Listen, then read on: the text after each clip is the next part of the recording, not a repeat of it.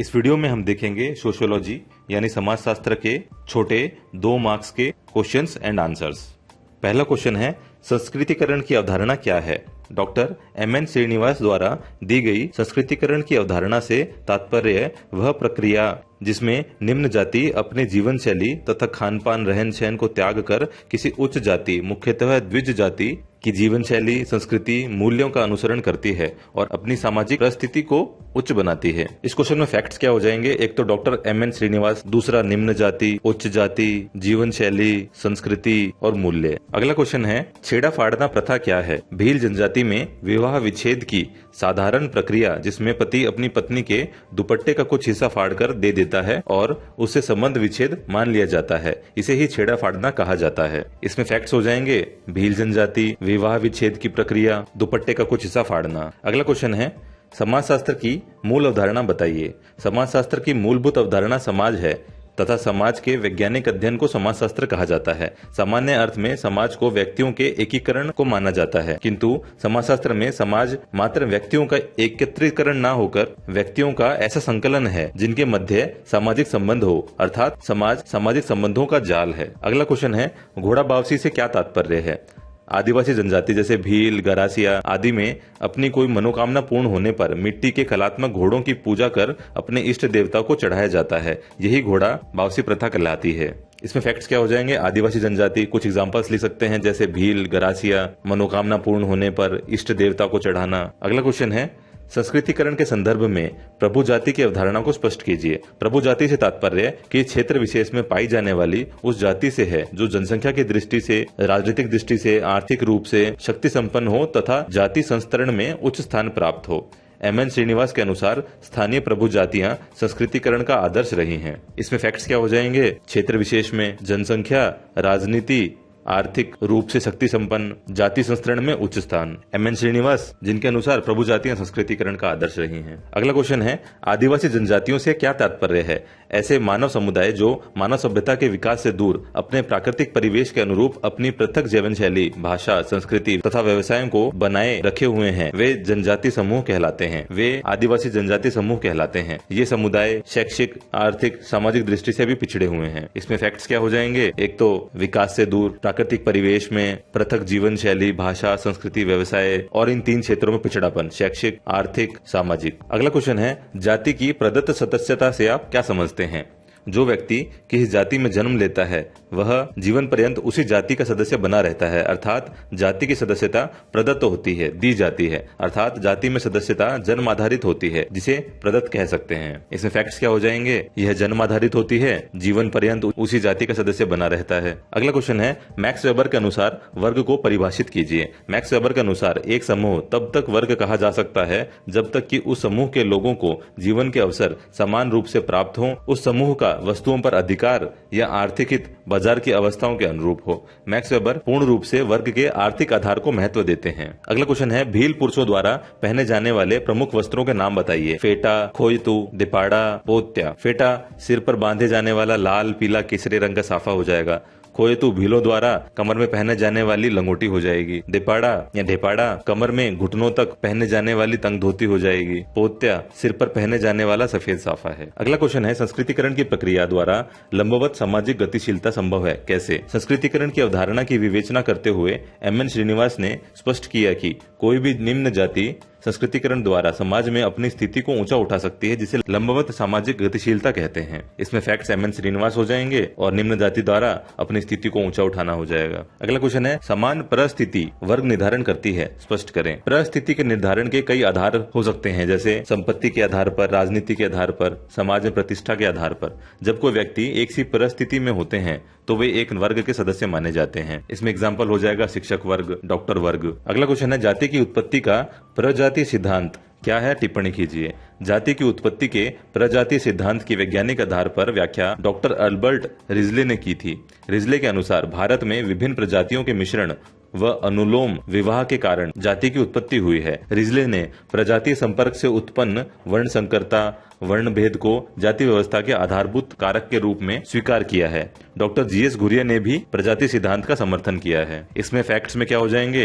एक तो doctor GS. घुरिया का नाम, दूसरा अल्बर्ट रिजले का नाम, और उनके अनुसार जो उन्होंने कहा था, जैसे मिश्रण और अनुलोम विवाह के कारण जाति की उत्पत्ति, जाति में भेदभाव। अगला क्वेश्चन है, राजस्थान में आदिवासी जनजातियों की प्रमुख समस्याएं बताइए। अशिक्षा, बेरोजगारी, गरीबी, स्वास्थ्य सेवाओं की अनुपलब्धता, बुनियादी आवश्यकताओं की पूर्ति न होना, समाज की मुख्य धाराओं से विलगाव रहना, समाज से भिन्न संस्कृति का होना आदि। अगला क्वेश्चन है, सांस्कृतिक वैश्वीकरण से आप क्या समझते हैं? 1960 के दशक के प्रारंभ में मैक्लूहन ने वैश्विक ग्राम शब्द को लोकप्रिय बनाया था। भूमंडलीकरण से संपूर्ण विश्व में आर्थिक, राजनीतिक, सांस्कृतिक संबंध स्थापित हुए हैं। वैश्वीकरण के परिणाम स्वरूप विभिन्न संस्कृतियों, जीवन शैलियों, विचारों, अभिवृत्तियों, मूल्यों का तीव्र गति से आदान प्रदान हुआ है। वैश्वीकरण से एक देश से दूसरे देश में उत्पादों, तकनीकों के साथ साथ संस्कृति का भी आदान प्रदान हुआ है। भारतीय प्रवासियों ने सीमा पार संस्कृतियों के आदान प्रदान में महत्वपूर्ण भूमिका निभाई है। इसमें हम मैक्लूहन और वैश्विक ग्राम संस्कृतियों, जीवन शैलियों, विचारों, अभिवृत्तियों और मूल्यों का आदान प्रदान जैसे फैक्ट्स याद रख सकते हैं। अगला क्वेश्चन है, भ्रष्टाचार क्या है? भ्रष्टाचार का सामान्य अर्थ घूस संबंधी एक कार्य के रूप में लिया जाता है। विश्व बैंक द्वारा भ्रष्टाचार को निजी लाभ के लिए सार्वजनिक पद का दुरुपयोग करना से परिभाषित किया गया है। समाज में भ्रष्टाचार के अनेक रूप हैं, जैसे घूस, गबन, पद का दुरुपयोग, भाई भतीजावाद। भ्रष्टाचार की जांच हेतु के संथानम समिति की सिफारिश पर केंद्रीय सतर्कता आयोग की स्थापना की गई थी। अगला क्वेश्चन है, भारतीय संदर्भ में धर्मनिरपेक्षता का अर्थ लिखिए। राज्य किसी भी धर्म विशेष को संरक्षण नहीं देगा, अर्थात राज्य सभी धर्मों के प्रति समान व्यवहार रखेगा तथा किसी धर्म विशेष के प्रति किसी भी प्रकार का विद्वेष नहीं रखेगा। सांस्थानिक स्वरूप में भारतीय संविधान के अनुच्छेद 25 से 28 तक धार्मिक स्वतंत्रता का उल्लेख किया गया है।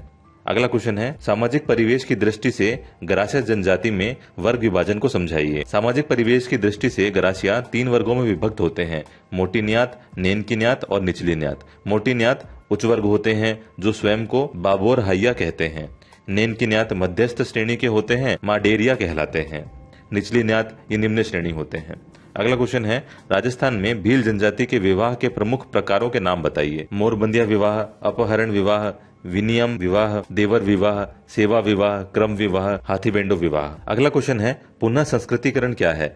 जब कोई जाति शुरू में पाश्चात्यकरण, आधुनिकीकरण को अपनाती है और बाद में वह अपनी मौलिक विचारधारा व संस्कृति को पुनः अनुसरण करने लगती है या करने की कोशिश करती है, तो इस प्रक्रिया को पुनः संस्कृतिकरण कहते हैं।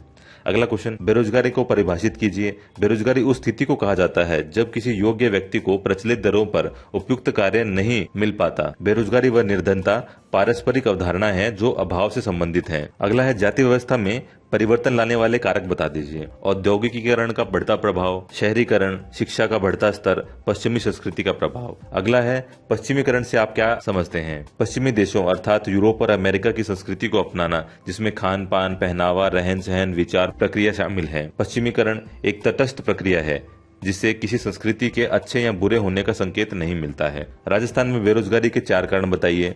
कृषि का पिछड़ापन, अविकसित स्वरूप, औद्योगिक अवसंरचना की कमी, आत्मनिर्भर गांवों का ह्रास और बढ़ता शहरीकरण, स्वरोजगार व जोखिम लेने की क्षमता का अभाव। अगला क्वेश्चन है, लौकिकीकरण क्या है? लौकिकीकरण का व्यवहारिक अर्थ धर्मनिरपेक्षता से लिया जाता है, जिसका आशय है राज्य द्वारा किसी धर्म विशेष को महत्व नहीं देकर सभी धर्मों के साथ समान व्यवहार किया जाए। भारत एक धर्मनिरपेक्ष राष्ट्र है।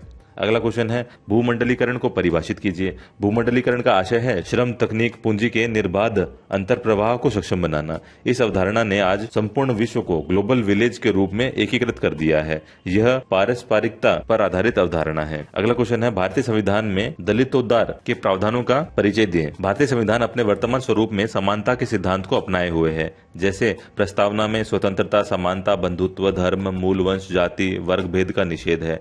मौलिक अधिकार में कमजोर वर्गों के लिए विशेष प्रावधान है। नीति निर्देश तत्वों में अनुसूचित जाति जनजाति का संरक्षण है। अगला क्वेश्चन है, नया सवेरा योजना का परिचय दें। राजस्थान को नशा मुक्त बनाने के लिए इस योजना की शुरुआत 2015-16 में की गई थी। यह पश्चिमी राजस्थान में डोडापो संबंधी नशे के उन्मूलन पर केंद्रित है। इसके अंतर्गत निःशुल्क शिविर आयोजित कर वैश्यनों का इलाज कर नशा छुड़ाने का प्रयास किया जाता है।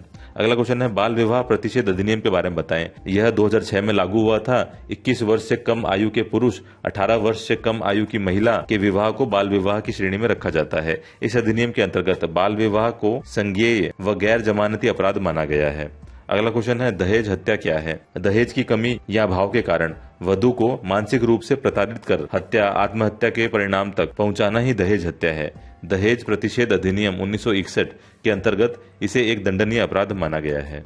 अगला क्वेश्चन है, जाति अंतर विवाह जाति प्रणाली का सार तत्व है स्पष्ट कीजिए। प्रदत्त परिस्थिति, निश्चित पेशा, नियोग्यताएं एवं विशेषाधिकार। जाति अंतःविवाह जाति प्रणाली के सार तत्व हैं। जाति अंतःविवाह को वेस्टरमार्क ने जाति प्रणाली का मुख्य सार तत्व माना है, क्योंकि विवाह के नियम अपने ही जाति में विवाह जाति व्यवस्था को स्थायित्व प्रदान करते हैं। अगला क्वेश्चन है, एम एन श्रीनिवास के अनुसार पश्चिमीकरण को परिभाषित कीजिए। एम एन श्रीनिवास के अनुसार पश्चिमीकरण का संदर्भ भारतीय समाज एवं संस्कृति में अंग्रेजों के 150 से अधिक वर्षों तक के शासन में हुए बदलावों से है। श्रीनिवास के अनुसार ये बदलाव विभिन्न स्तरों पर होते हैं, जैसे तकनीकी, संस्थाओं, विचारधाराओं, मूल्यों आदि। अगला क्वेश्चन है, भारत में बाल विवाह अधिक होने के प्रमुख कारण क्या है?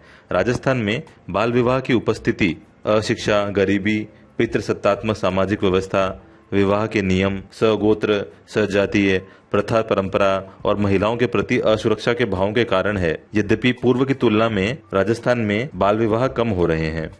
जनजातीय कल्याण हेतु राजस्थान सरकार की कोई 2 योजनाओं के नाम लिखिए। जनजातियों के विकास, सुरक्षा, न्याय और संवैधानिक दायित्वों अनुच्छेद 46 को पूरा करने के लिए राजस्थान सरकार द्वारा वन धन योजना, संकल्प एवं समर्थ योजना, माँ बाड़ी योजना, कस्तूरबा गांधी आवासीय बालिका विद्यालय योजना आदि का संचालन किया जा रहा है। अगला क्वेश्चन है, मादक पदार्थों के व्यसन से समाज पर पड़ने वाले प्रमुख दुष्प्रभाव बताइए। मादक पदार्थ का सेवन केवल एक व्यक्ति ही नहीं बल्कि पूरे परिवार, समाज और राष्ट्र को अस्त व्यस्त कर देता है। मादक पदार्थ लैंगिक हिंसा, अपराध, स्वास्थ्य समस्याएं, मानसिक समस्याएं, मृत्यु, विसंस्कृति, आर्थिक समस्याओं से जुड़ा है, जो समाज को अस्वस्थ कर देता है।